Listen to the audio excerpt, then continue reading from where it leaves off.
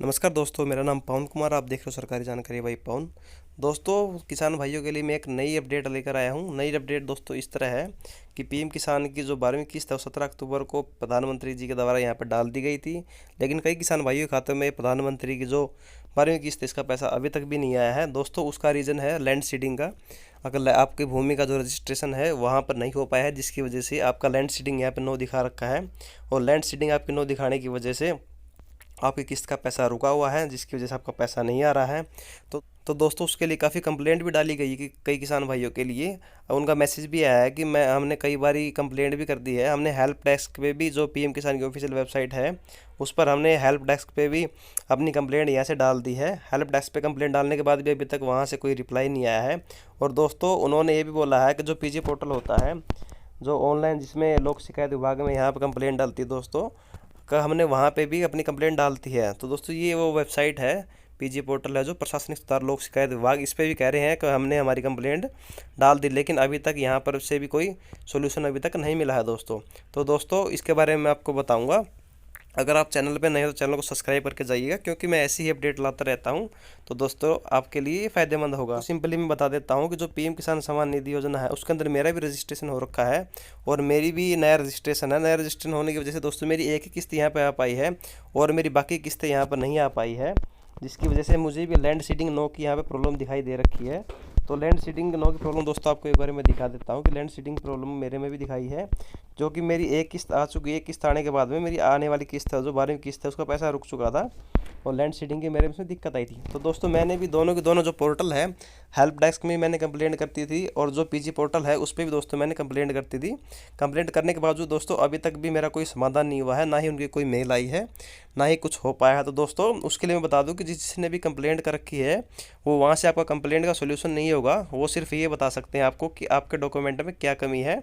उनके पास ऐसा कोई भी सिस्टम नहीं है आपको आपकी जो है डिटेल सारी की सारी बता सकें। जिस तरह बेनिफिशियरी डाटा ओपन करते हो वैसे ही वो बेनिफिशियरी डाटा ओपन करेंगे वहाँ से, और उसमें लैंड सीडिंग नो की दिक्कत वहाँ भी दिखाई देगी। वहाँ से वो करेक्शन नहीं कर सकते, वहाँ से वो ठीक नहीं कर सकते। उसके लिए दोस्तों आपको जो आपका कृषि विभाग होता है वहाँ पे आपको जाना पड़ेगा। मैं भी आज दोस्तों कृषि विभाग में गया था। कृषि विभाग में जाने के बाद में मुझे पता लगा कि आपकी जो लैंड सीडिंग है वो नो की यहाँ पर ऑप्शन दिखा रखा है। ये देखो दोस्तों, लैंड सीडिंग नो का मेरे इसमें ऑप्शन है। लैंड सीडिंग नो के ऑप्शन के बाद में उन्होंने मुझे बोला है कि आपके जो भी डॉक्यूमेंट है, आपकी ज़मीन से रिलेटेड जो भी आपकी खतौनी है वो आपको लेकर आनी पड़ेगी। जो भी आपका भूमि से रिलेटेड डॉक्यूमेंट है वो आपको यहाँ पर लाना पड़ेगा। यहाँ पर लाने के बाद में उनके पास काफ़ी लोगों की लिस्ट है, हर शहर की, हर गांव की उनके पास लिस्ट होती है, और वो आपको बता देंगे आपके गांव में उन्होंने किन लोगों को ये काम संभालने के लिए बोल रखा है, और आपके गांव में वहीं से ये काम आपका हो जाएगा। आपको उनका कॉन्टैक्ट नंबर भी दे देंगे, जिससे आप कॉन्टैक्ट करके उनको अपनी जो लैंड सीडिंग है वो वहीं से हो जाएगी। तो उसके लिए आपको अपनी खतौनी रखनी पड़ेगी अपने साथ में।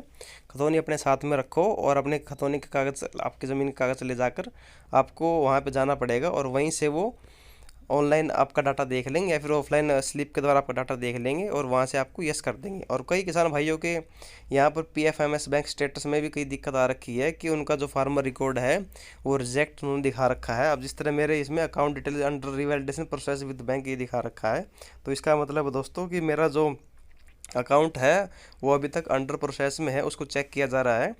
तो इसमें कोई घबराने वाली बात नहीं है। जिस किसी किसान भाई का भी अकाउंट डिटेल्स अंडर प्रोसेस यहाँ पे दिखाता है तो उसको घबराने वाली कोई भी बात नहीं है, उसका यहाँ पर एक्सेप्ट हो जाएगा। अगर रिजेक्ट होना तो कब का रिजेक्ट हो जाता है उसका।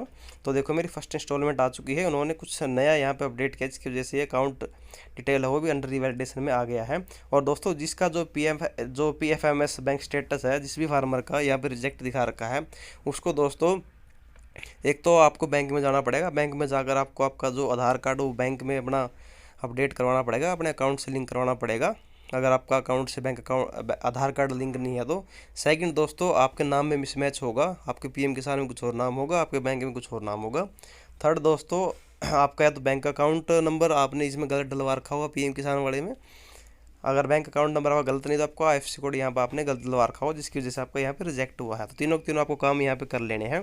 तीनों के तीनों काम होने के बाद में भी अगर यहाँ पर रिजेक्ट ही आता है तो दोस्तों आपको कृषि विभाग में जाकर आपको अपना नया जो बैंक खाता है वो वहाँ पर अपडेट करवाना पड़ेगा। वहाँ से अपडेट होकर आपका यहाँ पर रिवैलिड हो जाएगा, और रिवैलिड होते ही आपकी जो भी किस्तें बची हुई हैं सारी की सारी यहाँ पर आ जाएगी। दोस्तों, अगर दी हुई जानकारी अच्छी लगे तो चैनल को सब्सक्राइब करके जरूर जाइएगा, साथ साथ में बेल आइकन को भी प्रेस कर लीजिए, क्योंकि ऐसी अपडेट आती रहती है आपको उसका पता लग जाएगा दोस्तों। थैंक यू दोस्तों।